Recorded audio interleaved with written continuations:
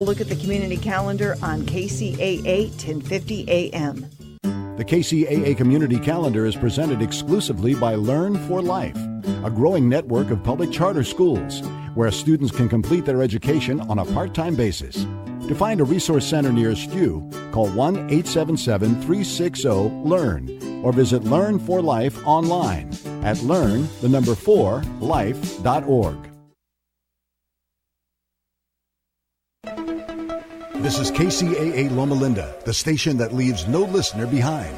CNBC News is next, a courtesy of buysellmakeoffer.com, where you can post a video about items you have for sale. Sign up now. It's free. NBC Radio. Minutes from the Federal Reserve September policy meeting showing worries about stubbornly low inflation and the impact of China's teetering economy on the U.S. as reasons for not hiking rates. Now, that was interpreted on Wall Street as the Fed keeping those rates low for several more months. And with that, stocks shot higher. The Dow up 138 points today, the Nasdaq up 19. Oil prices spiked, even topping $50 a barrel for a time. That's on worries that Russia's bombing runs in Syria and Iran may spark a wider conflict in the Middle East. Netflix raising prices on new subscribers only to $10 a month. Current subscribers will still pay $8. The Gap reporting same-store sales in September down another 1%. And the Consumer Financial Protection Bureau is investigating Wells Fargo Bank over its student loan servicing practices. Wells is the nation's second largest originator of private student loans. Tom Busby, CNBC. Ringing in the ears, all-natural ring relief helps. Our customers tell the story. Peter C. says, "This is the first thank you I have ever written to a company. Your ring relief product has greatly reduced my tinnitus. Thank you for the good night's sleep." James H. wrote, "This is the first time I've been free of ear ringing in over a year." These are unsolicited testimonials from our customers. No gimmicks. If you suffer from tinnitus, join the thousands who found relief with all-natural ring relief. Ring relief is available at Kroger, CVS, Rite Aid, Walgreens, and Walmart. Or go to ringrelief.com for ring relief eardrops. There are no guarantees in love, but there is a guarantee from EH Plus by eHarmony, our new personal matchmaking service. At EH Plus, your own personal matchmaker gets to know you so well, we can guarantee introductions that will be satisfying and exciting. EH Plus goes far beyond regular online dating sites, and that's a guarantee. Visit us at ehplus.com/love or call 1-855-930-LOVE. Consider this your invitation to sell. At buysellmakeoffer.com, you can sell as much as you want for the next 60 days without paying any fees whatsoever. Sound incredible? It is, and it's true. Buysellmakeoffer.com is the new exciting way to sell your stuff online. Make extra money right now. Sell your old car, furniture, video games, household items, clothes, even your home. Sell anything that's legal. Load up your stuff to sell right now at buysellmakeoffer.com. This is your official invitation to get on board to sell your stuff right now. Free for the next 60 days. And once you see how easy it is, you'll want to sign up for more because there are no item fees. That's right. Take this opportunity to move items from the other guys and sell it for free. You might even win a Samsung tablet, Amazon gift cards, and other cool prizes. BuySellMakeOffer.com is the future of online selling. You can use Skype to talk to your buyer or seller. Plus, you can use video to showcase your items. BuySellMakeOffer.com.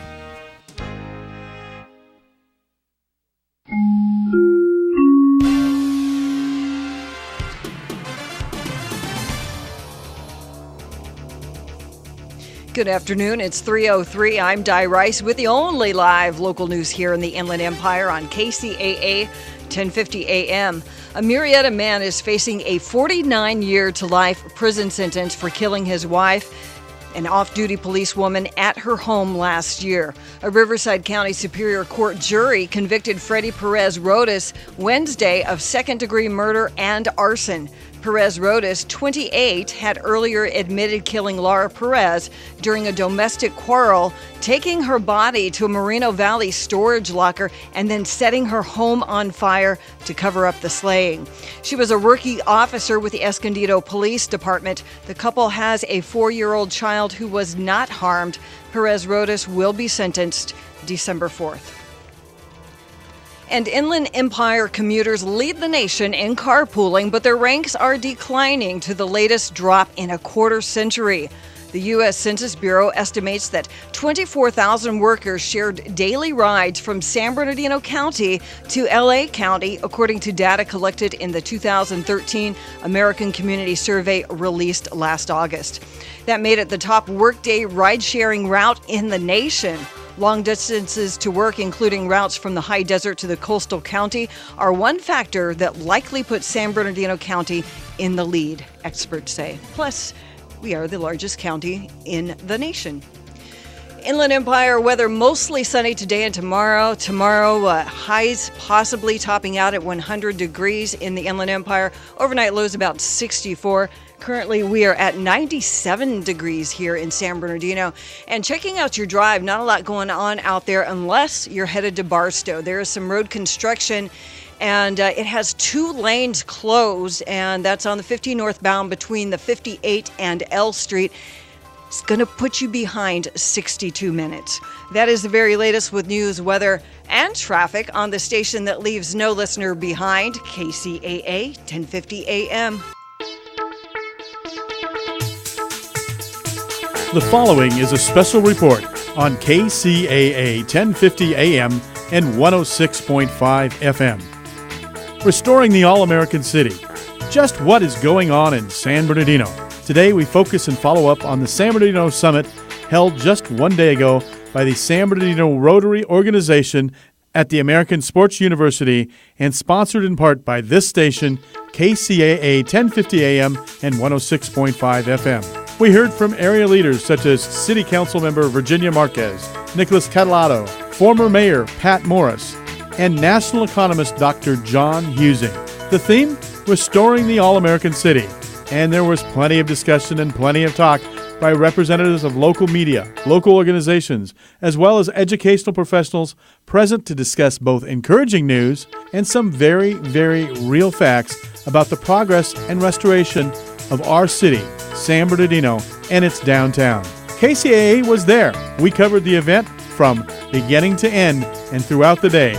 But today, we take a closer look at things discussed at the summit and the views of leaders helping to make a difference. Reporting now are Aaron and Tobin Brinker, along with Mark Westwood and area leaders and guests in this special report right here on KCAA 1050 AM and 106.5 FM. To the show. I'm Aaron Brinker. And I'm Tobin Brinker. And we have Mark Westwood. Hello. And those were his golden pipes giving that intro. Very nice, Mark. Brass, maybe, not golden. Not golden, maybe brass. Maybe brass. Okay, there you're like a horn. There you go. So both of you all were at the summit. So I tell you what, I'm in it because I was not unfortunately able to be there. I had to be somewhere with the client. So I'm going to interview you all to get your impressions before some of the folks are going to be calling. Now, Tobin, you have some callers set up, and who's going to be calling in? So today we're going to hear from Jim Morris, former Chief of Staff to Mayor Patrick Morris. And recently, up until recently, he worked for the city as a consultant, helping to wind down the redevelopment agency. Yes. And then the second guest will be former Mayor Pat Morris.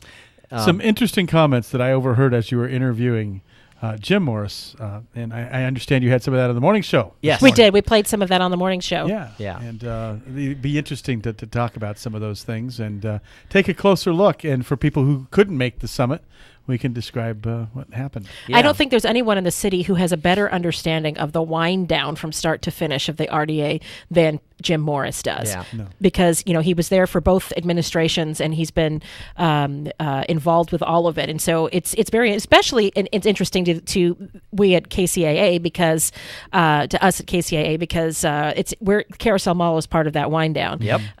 But it's also exciting as a resident of the city because it's a great chance and opportunity to revitalize our downtown. And I felt kind of badly, this is kind of a little bit of a joke, but he'll get it because Jim and I have been longtime friends, that maybe the city is responsible for some of that hair loss. Maybe. Oh, my goodness. The city's responsible for male pattern baldness. Well, I can see why, though. There were a lot of interesting things that came out of this summit, though. I mean, little tidbits of information, and hopefully we're going to get them to expound on in more detail for our listeners today. Because one of them that struck me was that the RDA wind down actually supposed to end this December. Mm-hmm. And one of my concerns was, and maybe we can get Jim to speak to this, was they just let him out of his contract here just recently, and there was some drama around that. Mm-hmm. And it was his job to get us across the finish line. And so my hope is that they didn't pull the plug too soon on him. The rowboat's not in the water without any oars. Yeah, indeed. And so here we are, really close to being done with this thing. And I'm worried that we're going to find a way to screw it up as the city has done it. Well, it's Wikipedia says see San Bernardino. The thing I love that Mayor Morris talked about San Bernardino being like these East Coast legacies, or at least eastern side of the United States legacy cities.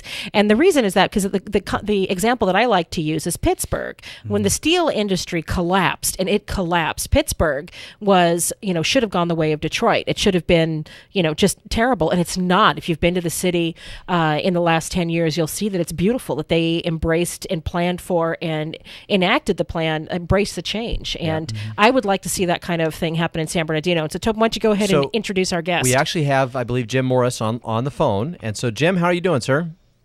Good, Tobin, yourself? Good. So I'm sitting here with Aaron and Mark. And our first thing to you is I kind of wanted to get your overall impressions of the San Bernardino Summit before we dive into the details of your presentation. So what did you think about the day? What did you pull out of it? What would you like to share with our listeners?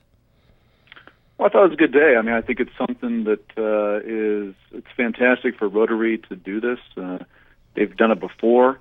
It would be great to have it on an annual basis because we seem to have a difficult time finding constructive forums in which to talk about what are really some great opportunities in San Bernardino.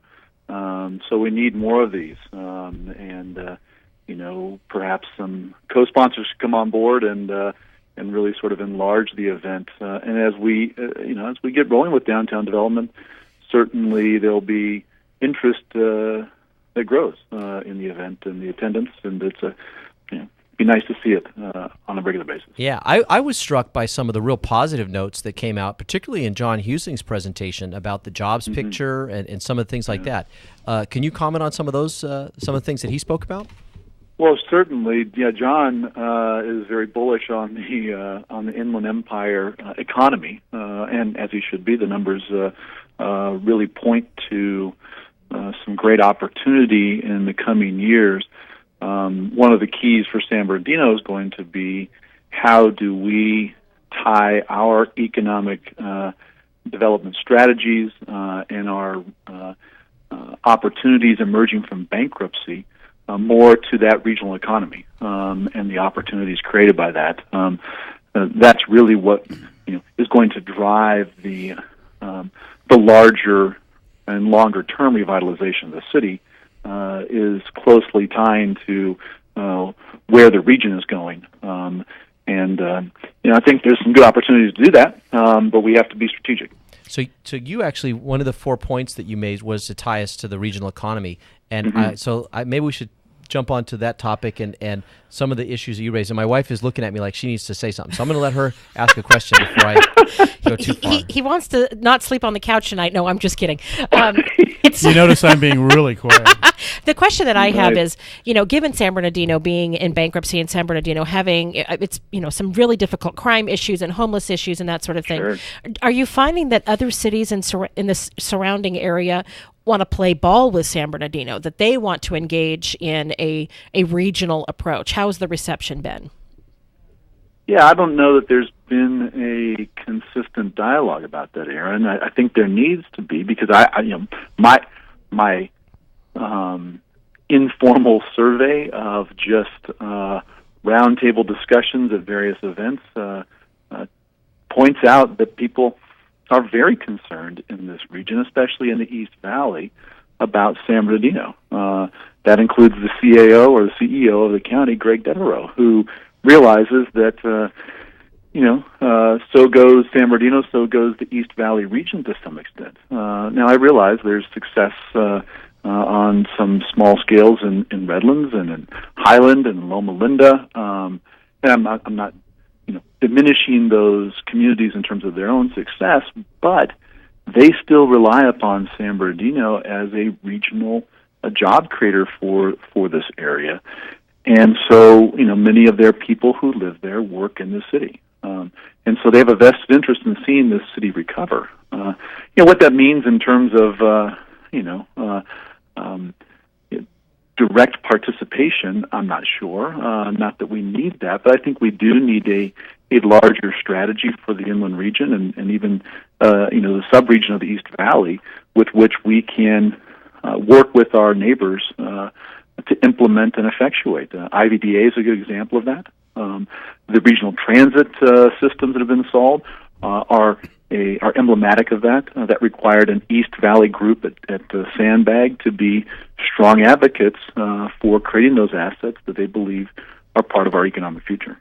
And, one of the big questions that Dr. John Husing talked about, and in all this development, we talk about job creation, and he gave us some really interesting statistics that regionally in the Inland Empire, it's like number 2 in the state. Job creator, the region of the Inland Empire is 2 in the state. That was impressive. That was impressive. 248,000 and jobs. Surprising, actually. It was really Right. surprising. And 104,000 jobs, in San Bernardino County. That's really good. Now, of course, San Bernardino still has a negative job growth. But, I think, in my opinion, all this, what we look at the bottom line has to be look at how does it create jobs? If we revitalize a certain part of downtown San Bernardino, be it the mall, be it anywhere, we look at, okay, how is this going to bring in jobs? Not just profit for somebody or a pretty tree or a planter someplace, but jobs. And it's really, really, really important. One of the other things was that owner-occupied property. It's a complicated thing to do, but we have a lot of, investors from outside the area that own property. Yes. And the difference between a median price in a house in Riverside, the city of Riverside, in San Bernardino, and this is opportunity. I see opportunity in this. Oh, it is. Is $83,000. Holy yeah, smokes. Certainly one of our competitive advantages is the ability to deliver affordable housing. Now, when people hear that, they go, and of course, what's missing from that is a simple word called quality affordable housing. Indeed. And so we need to ensure that what gets developed. And I do believe that downtown is one of the areas where we have an opportunity for new residential growth of a different kind that provides us a distinctive market opportunity to attract both people from within and without the city or outside the city to be new home buyers here, but to deliver that at a price that is affordable to the kind of middle class that we need to rebuild in the city of San Bernardino. Of course, the other side of that equation is we need to continue to build that middle class through our educational systems, which Dr. Marsden and, in fact, I touched on, I think even John touched on it, as an important component of an economic revitalization strategy. And some good news from Dr. John Husing. He talked about office space and occupancy and as opposed to vacancy. And just 3 years ago, it was a 24% vacancy rate in our office. That's ugly. That's ugly. Yep. And it went down to 17, and it's now at 15%. So it's getting better. It's a tremendous improvement. So yeah, I think one of those things, just real quick on that, as we look at office space downtown, I think there's a real opportunity to again offer some or create some space that offers a competitive advantage or builds on the competitive advantages of downtown. Obviously, transit accessibility is a huge competitive advantage. But I think we also need to look at, we have a significant fiber backbone that runs through our downtown. So creating the opportunity for a gigabit community, a Wi-Fi deployed downtown that really allows or is attractive to potential entrepreneur types or innovators who we want to really bring into that area of the city. You want Wi-Fi? Step onto one of those new bus platforms. That's true. That's true. Good point. So one of the things that we can, if we're talking about Eastern legacy cities, so East Coast legacy cities, we before you came on, we talked about Pittsburgh a little bit, very quickly, and Pittsburgh is to me the shining example of a city that essentially turned itself around. And when the steel industry left, it could have collapsed, but it didn't because it was handled well, it was managed well, and they've had a renaissance. But using so are our city officials looking at other cities like Pittsburgh, like other cities like it, as an example of how to engage in a renaissance here in San Bernardino? Oh yeah, another one. Pittsburgh's a great example. Now again, it's a larger city. It's the center of a regional economy there in eastern Pennsylvania. But I think we need to, begin to continue to reposition cities, and they are viewed as central to, regional economies, and we do have one here in the East Valley. But another great one to look at is Cincinnati, and they've done some really great things, both in terms of their downtown revitalization, but also in terms of their educational system and their alignment in Cincinnati. So they've got one of the things that was emphasized, or that I emphasized in my presentation, because one of the learning points coming out of those legacy cities is those that have been successful have strategic alignment between their major institutions. Certainly the city, the school district, but also to the extent you have universities, and we have those. You have major organizations or development entities like IVDA, or major industry sectors like medical, which we do. We need to see those sectors and those institutions come in alignment with their own strategic plans so that we're all rowing in the same direction. And Cincinnati provides a fantastic example of where that's worked well. So you've used the word alignment a couple of times here. Can you give us an example, a specific example of how we're working on alignment here locally? Yeah, I think, most optimistically has been the recent strategic planning that was done by the city of San Bernardino in conjunction with the bankruptcy plan of adjustment. Interestingly enough, the school district reached out to the city last fall and said, hey, we can help you with this. We have done this for the school district, and it's been successful. We are in the early stages of implementing a really dynamic strategic plan for the school district. How about we help you, the city, accomplish the same? The city had a very short time to turn that around in order to use it as a platform for the activities that were incorporated within the plan of adjustment that is submitted in May of this year. But the school district really provided a great platform for community outreach and input, and really a structure. And to the larger point, a suggestion that a group of regional leaders and institutional leaders in the city be convened to really help steward that strategic planning process forward, not just one time, but continuously. So that's a hopeful opportunity, I think, if we build on that. Maybe we'll find ourselves fashioning some remedy or some ideas that are similar to those that have come down in legacy cities on the East Coast. So, what is that? Where do you see the city going after this?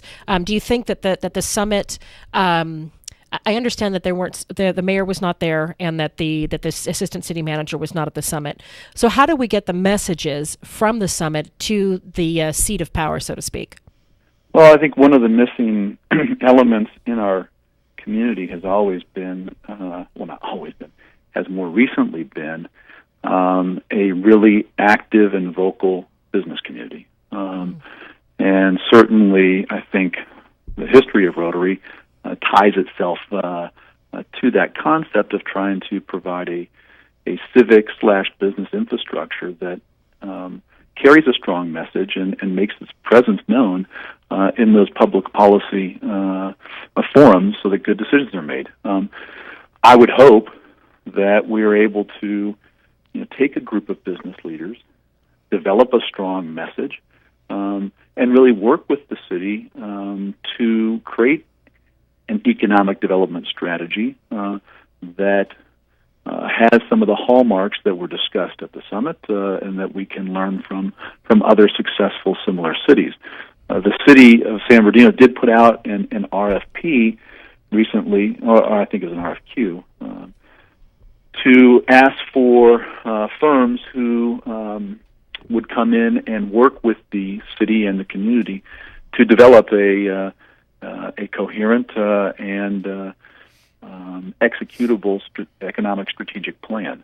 That's an opportunity to take some of the ideas and hopefully take some, budding leaders and people interested in, gather them, and really vest them in a strategic planning process that they're excited about and that they'll hold the city leadership accountable for. Because the city does need a plan beyond the plan of adjustment. So, it does. Because the plan of adjustment is really focused on the finances of municipal services. There is embedded within that an assumption that there'll be some economic growth, but it's pretty, marginal right now. So what's the upside for the city? Well, to the extent that we can actually accelerate that growth because of some of the opportunities that we have, we will be that much quicker to emerge from bankruptcy and that much quicker back into a path of prosperity for the community. And it's hard when you're in bankruptcy to do repositioning and imaging and all of these great creative messaging kind of things.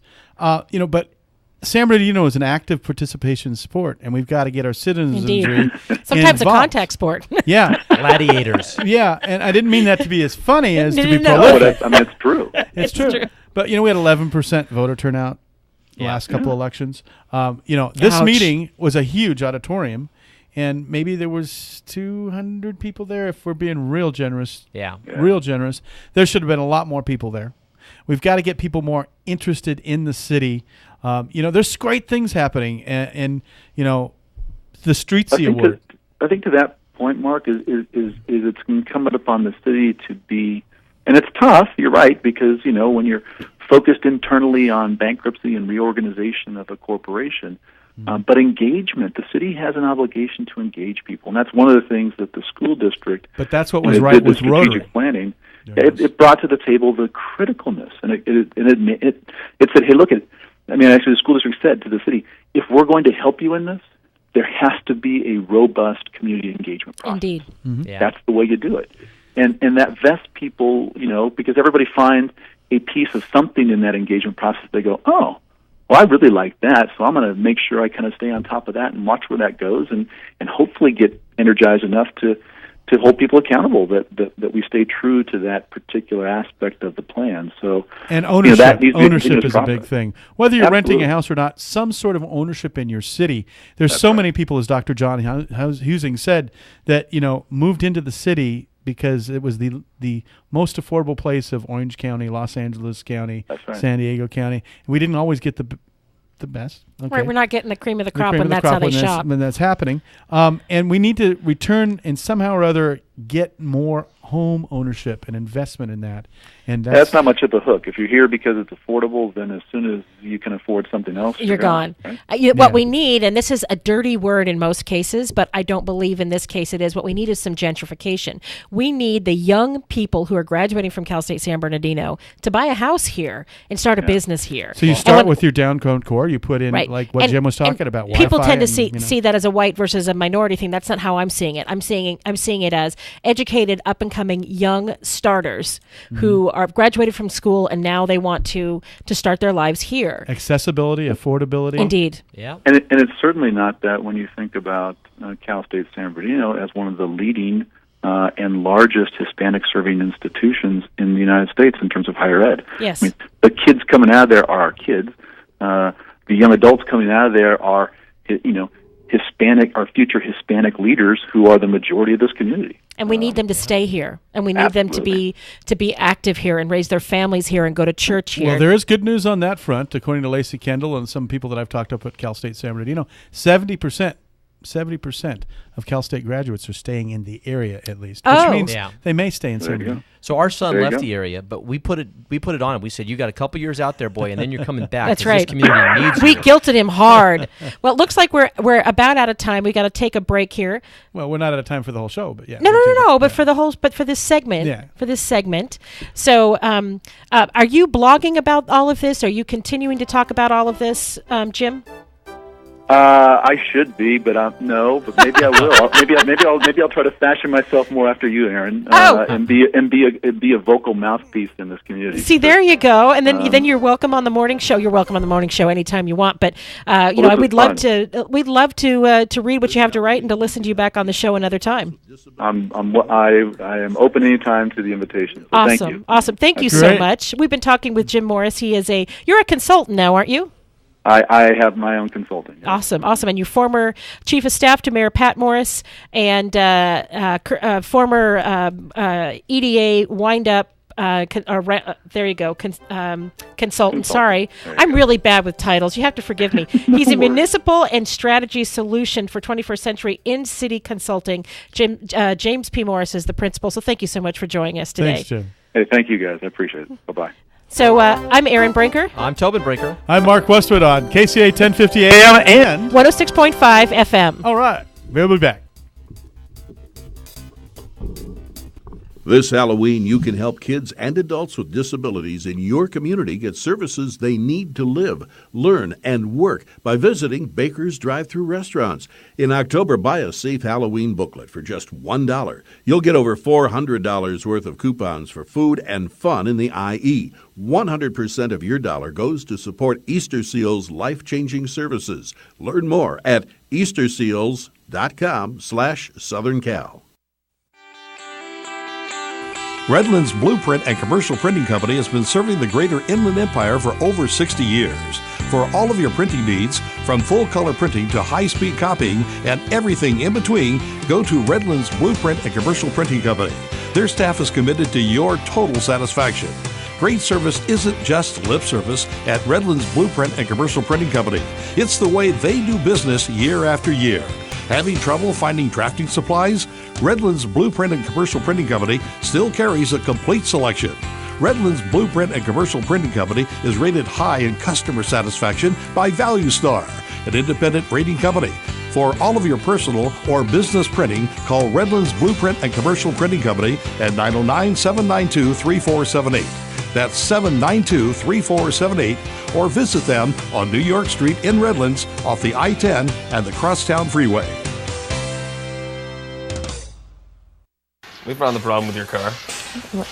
Turns out the carburetor differential modulator is out. What? And while we were digging around in there, this thing fell off. Stop. There's no automotive repair nightmares at Diego Martinez's 5-Star Automotive in San Bernardino. 5-Star Automotive, where you'll get a great experience, and home of the $15.99 oil change. That's right, just $15.99. They specialize in transmissions, brake repair, AC, and many other repairs, all with a lifetime warranty on parts and labor. Diego knows when your auto needs 5-star attention, it's never convenient. He offers a 12-month interest-free auto repair loan on major auto repairs with no money down. He'll even throw in free towing and a 10% discount for his neighbors in the 909 who work for the city and county of San Bernardino.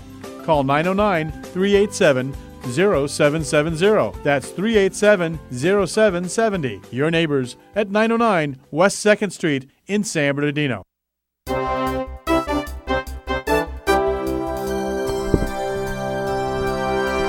Welcome back. I'm Erin Brinker. And I'm Tobin Brinker. I'm Mark Westwood. We're not on the brink this morning. No, we are doing We're on the cusp. We're on the cusp. We're doing a special show about this about the San Bernardino Summit that was put on by the San Bernardino Rotary Club this past Tuesday. We spent the first half hour talking to Jim Morris, who used to be the chief of staff. He's former chief of staff, now a consultant working with the city, and intimately involved with the city, and now is independent consultant. One of the things that we didn't talk about. Passionately should be used a word there because you know he's been bruised up and battered around a little bit too. Yeah, and he's fantastic. Keep coming back, but I think he graduated from Cajon High School. Did he? Yeah. I think he went to Stanford. And he went to Princeton. His father went. His father went to Stanford. He went to Princeton. And then we won't blame him for graduating from Cajon, but you went to San Bernardino High School, right? Those of us, San Bernardino High School. Those of us that have Cal State on our diplomas, and people, think about it. You've got San Bernardino all over your resume. Yeah. Don't badmouth your own town. Indeed. And Tobin and I met at Cal State. Both of our kids are at Cal State, or our son graduated from Cal State as well. And we bleed blue. We bleed Coyote blue. We love our alma mater. It's San Bernardino. It's right. This is our town, and don't be like Redlands. Redlands would never say a bad word about Redlands. Exactly. Yeah. So really quickly, I wanted to talk about the volume of trucks and port containers we see coming on trucks, which really speaks to the growing leading economy. Economic indicator. It is seriously a leading economic indicator. So we have our caller on the line. So, Tobin, you want to introduce him? Oh, I'm sorry. Did you say it's Tim Prince? Oh, okay. So we have Tim Prince joining us. Tim, how are you? I'm well. Good. So Tim is with the Rotary Club there in San Bernardino, the San Bernardino Rotary Club. He also used to host a show here on KCAA and has his own law firm in the city. You're right downtown, aren't you, Tim? That's correct. And I want to say, first of all, congratulations. That was an excellent, excellent event the other day. Well, that's appreciated. It was my pleasure to work with the Rotary Club to put the event on. We initially put on the San Marino Summit in 2007, and we brought it back this year because we thought it was a good opportunity and kind of a moment of hope and thinking about the future, and we wanted to shift the focus from the negative to the positive, and I think we did that. Certainly a lot of positive. Just as you called in, Aaron was starting to talk about the truck traffic on our streets as being an indicator of how the economy has rebounded in our area. Yes, I think we're starting to see the signs of life downtown, and certainly the opportunities and the hope for a better future. The new transit center opened up, and what an improvement, by the way. I had a new show host coming down this past Tuesday, and he'd heard all kinds of things, through the network about how we're worse than Compton or Detroit. And by the time he left, he's like, this is nice down here. This looks great. It's clean. Everybody's friendly. He complimented everybody on how friendly they were. And he said, I don't feel like I'm in danger at all. No. It's just this whole mythology that has been centered around San Bernardino that needs to go away. So Tim, you and I talked at the summit, and I know one of the issues that was raised by Dr. Husing actually kind of got you a little upset, and I think I've given you an opportunity to respond to it. He talked about the fact that the energy costs in our area have gone up so much and how this is affecting green energy and some of the jobs that were there. And so I thought I'd give you an opportunity to share your thoughts on that. Well, the comment that I had was omitted from the presentation, which was kind of grim in terms of California being competitive and not only whether we attract new business, but whether we retain businesses. Dr. Husing was a bit, shall we say, negative. He said that the green policies of the Democrats in Sacramento had created an untenable environment, and that energy costs were over 150% of what you would pay in neighboring states and across the country. And yeah, but you can't compare South Dakota to California. We have 270 million people here. Yeah, and we can't do that. 27 million. 27 million. I'm sorry, put an extra zero on that. The point that Husing was making, though, it's still a lot of people. The point that Dr. Husing was making was that we're having a hard time sort of rebounding in the manufacturing sector because of the high energy costs, and that those are actually good middle income jobs for people who don't have college educations. And we have a lot of folks in our area who don't have the college educations who could really benefit from that job sector, but we don't have those jobs because energy costs are so high. And I'm not sure I agree completely with blaming it just on the one policy, the green policies, but definitely California has done some things that have jacked up our energy costs. And that was kind of the one, I would say it was the one negative point he made in his presentation, because otherwise it seemed like every other sector was really booming. And the other negative point, of course, was the lack of home ownership, which you all have already mentioned. But the piece that I think was missing, I mean, it's okay to give accurate and negative information. Yeah. But the piece that I think was missing is, the benefits that you get from the green industry. We are quickly becoming the place to be in terms of green energy companies, and solar power is just an amazing resource that we're just really beginning to tap. I remember flying into a couple different cities in Germany a little over 25 years ago and seeing all the factory rooftops covered with solar panels. All the houses were covered with solar panels. I mean, it was like I was looking at some kind of outer space city.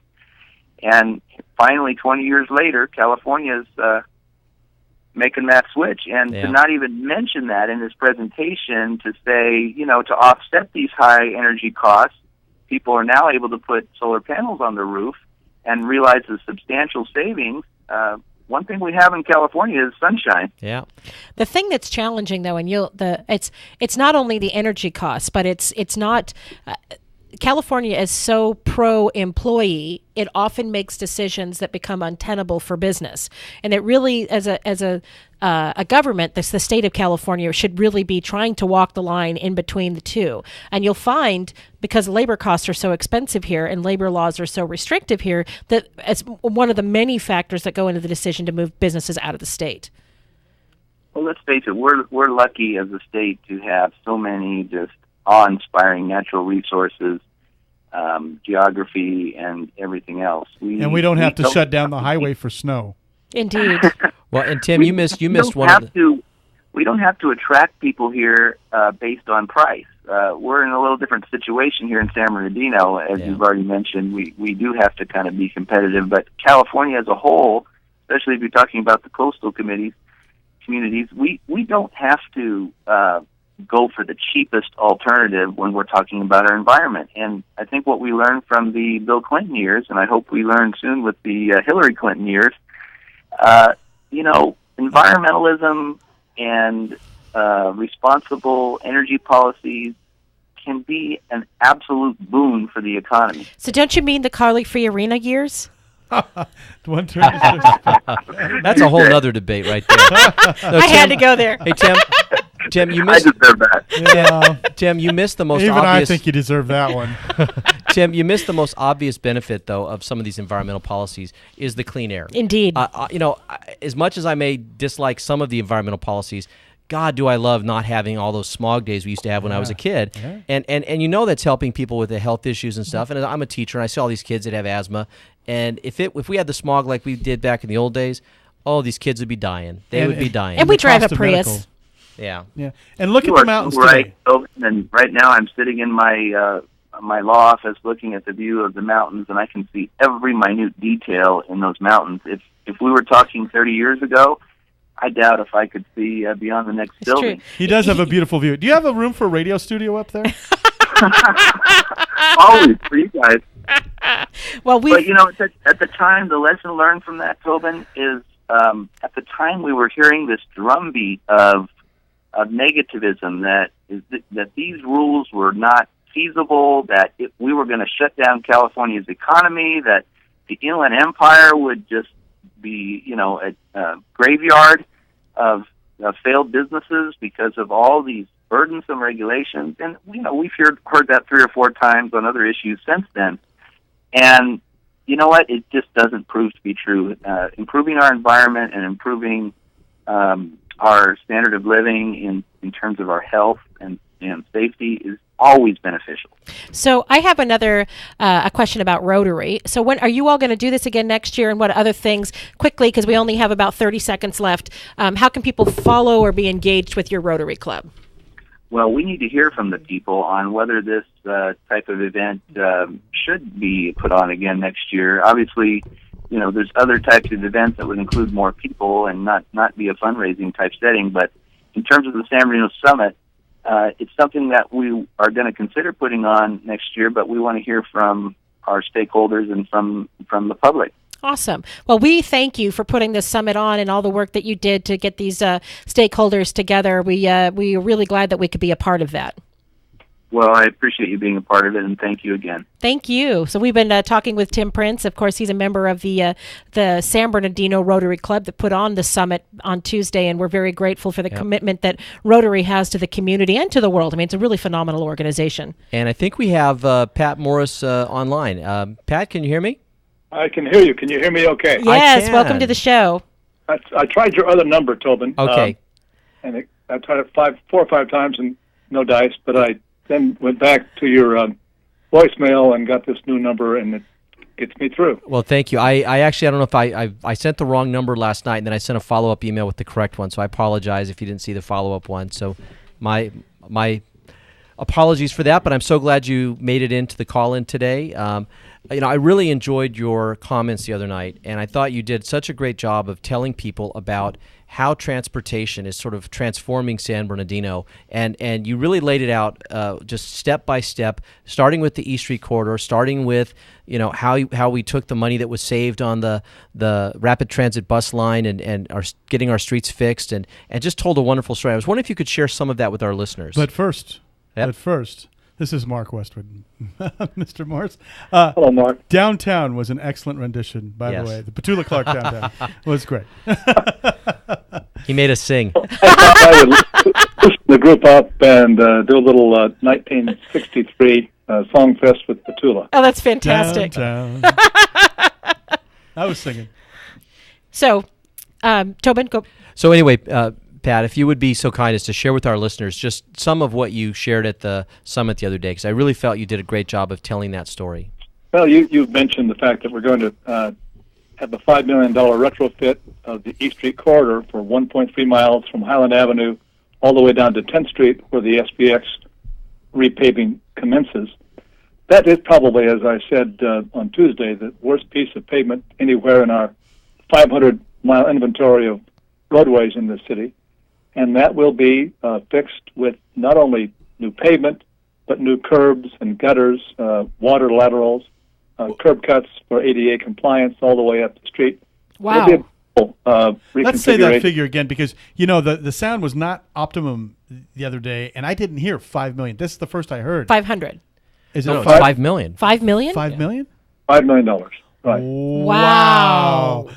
We're singing downtown. That one more time, please. Wow. So Pat, let's make sure our listeners understand. The SBX project came in under budget by $5 million, and instead we had a contingency of $5 million, and the FTA agreed that we could expend that to improve that corridor, which is, makes good sense for SBX because they purchased 14 new wonderful articulated buses to run that route, and to have to run the route over a pavement that looks like it's post World War I. Yep. Was not very smart. So they're doing a good thing for the buses and for our community. So the $5 million is just going to paving, though. Is there anything going to that project? Yeah. That's right. Wow, that's fantastic. That's great. It's going to make it look great. That's one thing. And as I said to the group, as you head down East Street on the new pavement next June, you need to take a glance to the west and look at a couple of really nice new improvements along that corridor that will enhance the appearance of East Street. The crews in East Street set will be delighted to find a new park, a 2.8-acre park. That's another $5 million grant that our office wrote way back in 2011. And the state, in a very stiff statewide competition, the State Parks Department awarded us $5 million. It was a collaboration with the Municipal Water District, our regional water folks, who agreed to pony up the acreage they had assembled years ago for the Lakes and Streams project, which was stillborn, as you know. So that land will be now utilized for a wonderful park. 2.8 That was an interesting acres. concern by the State Parks Department, because as we began to design the park, they called and said, you folks are are moving into insolvency. Can you build and maintain that park as we require? We then went down to Muni and asked them to take point on the whole project, and they agreed, and the state approved that agreement. So we reactivated our old JPA, our Lakes and Streams JPA, for the limited purpose of overseeing the park development. And the Muni takes point. That'll be built in the next 12 months. It's gorgeous. It has a full park, basketball courts, a skateboard park, a splash pad, shelters, and restrooms. That's fantastic. Where is this park going to be again? At 9th and East Street. What the a northwest corner of 9th and East Street. It's right in a neighborhood. It's going to be beautiful. Right? It's right. It was actually designed by the neighborhood Yes, it people. was. That's what got us the grant. We convened a series of charrettes for the local residents at Feldheim Library, and the parents and kids drew their own park, what they wanted to see in that park. Oh, my gosh, that's fantastic. That's what they're going to get. So anyway. So this is a joint powers authority that's going to run this park and maintain it.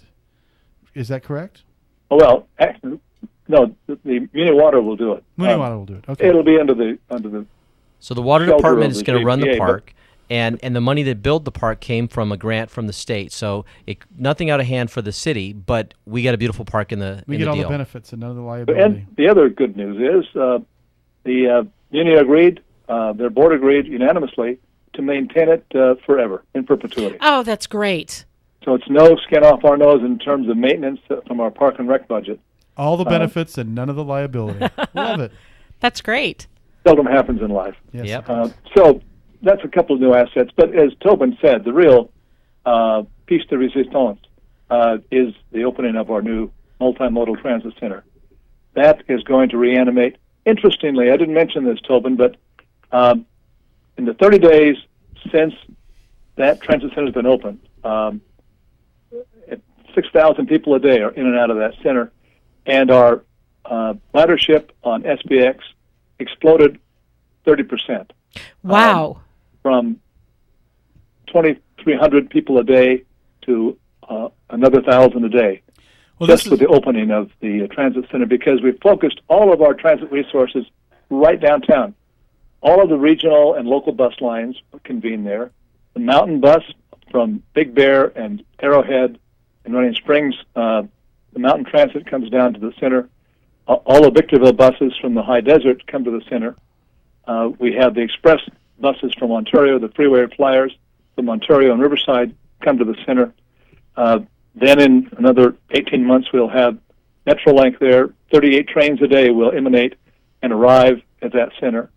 And then by 2020, with another $250 million already funded from Sandbag, we'll have the Rail to Redlands, which will be a multiple motor unit, a smaller unit, light rail style unit that will go between the center of Waterman Avenue, just north of the Regional Inland Center, and a station there, a station at New York Street to serve the 2,500 employees of ESRI, and then the University of Redlands, which the Board of Trustees has set aside 23 acres to build a transit village there. Nice. So it's a great new assembly. And as I told the group on Tuesday, the evidence of the success of that, I mean, we talk about this in theoretical terms, but this idea of assembling your commercial assets around transit has been successful in a host of these legacy cities. And Cleveland probably is the best example.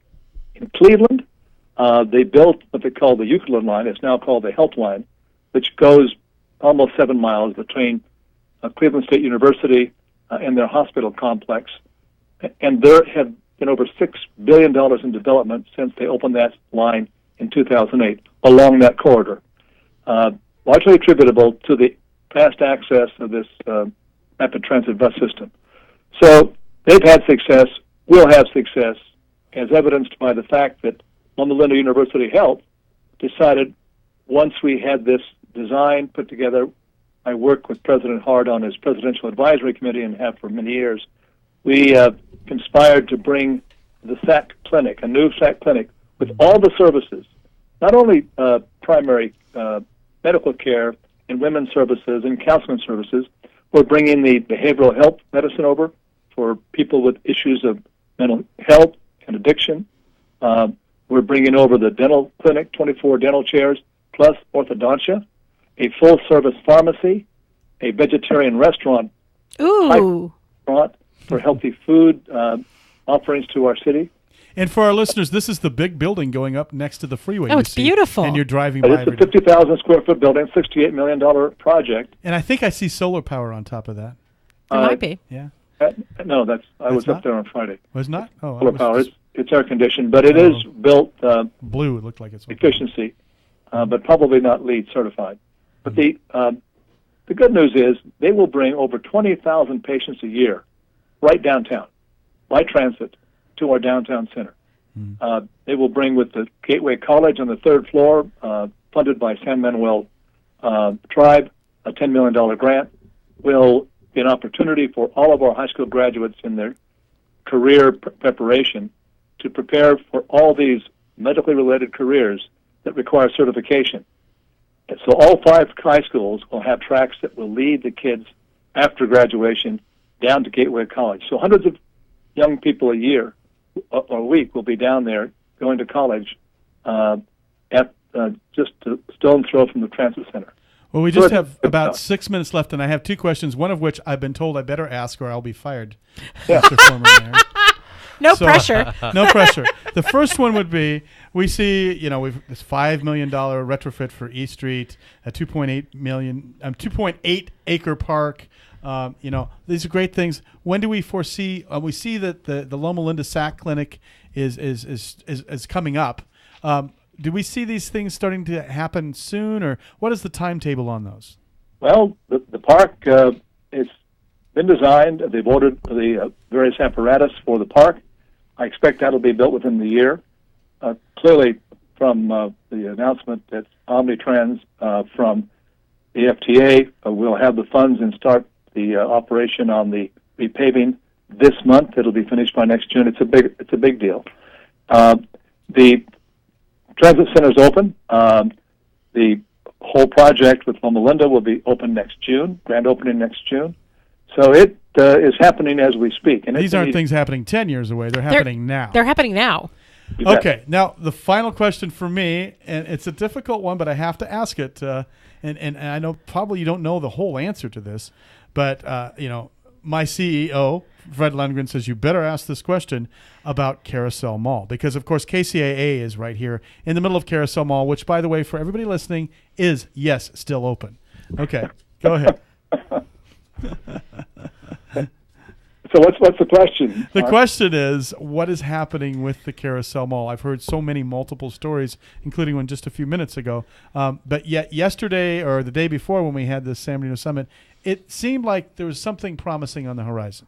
Well, it is. I mean, this our wind down of our redevelopment has been a long and burdensome process for a number of reasons, none of which you have time to hear about right now. But we've had some really good work with the governor's office and the Department of Finance to get things worked out. And hopefully, by December 31st, we will have our long-term disposition plan in place.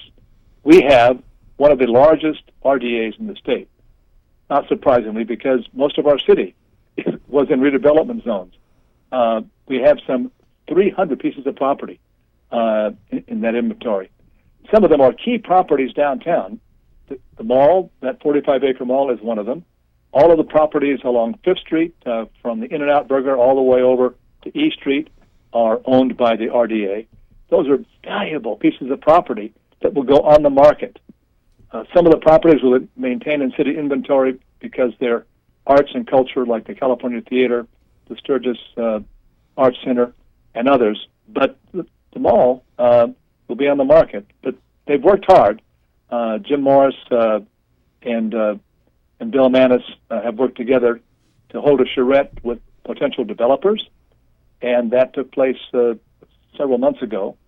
And the council will act in just a few weeks on the question of who will we associate with as a prime strategist on designing, rearticulating that space. A strategist, not an owner, but a strategist. Well, we'll see. They'll be working with the city on the overall strategy for development and reconfiguration of that 45 acres. And as Jim Morris pointed out in his comments on Tuesday, everybody who looks at the downtown says the place to start in an incremental way is our entertainment center. The California Theater, the Regal Cinema, that is ready. Indeed.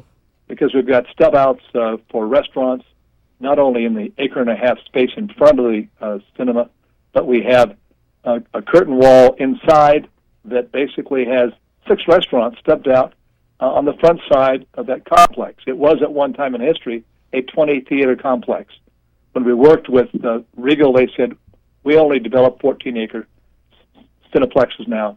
Take the front 6 and use them otherwise. So we put a curtain wall in, and we've stubbed out for restaurants all the way along the front. So potentially we'll have 7 to 8 restaurants all along that whole construct of the open space.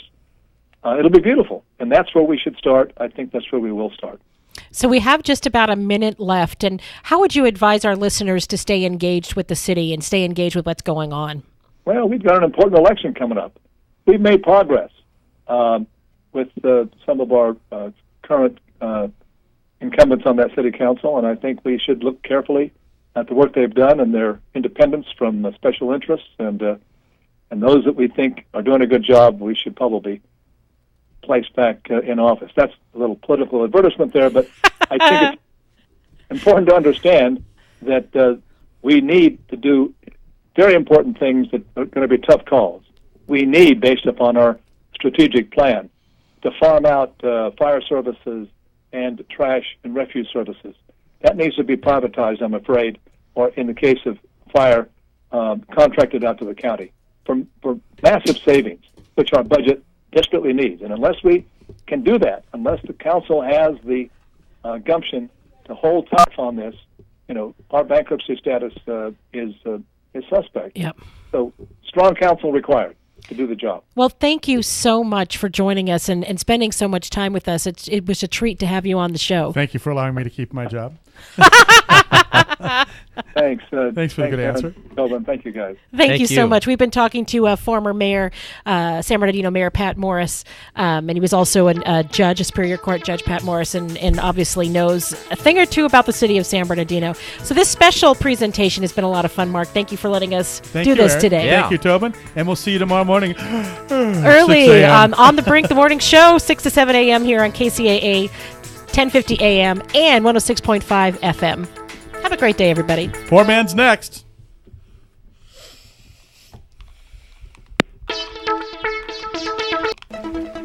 This is KCAA Loma Linda, the station that leaves no listener behind. CNBC News is next, a courtesy of BuySellMakeOffer.com, where you can post a video about items you have for sale. Sign up now. It's free.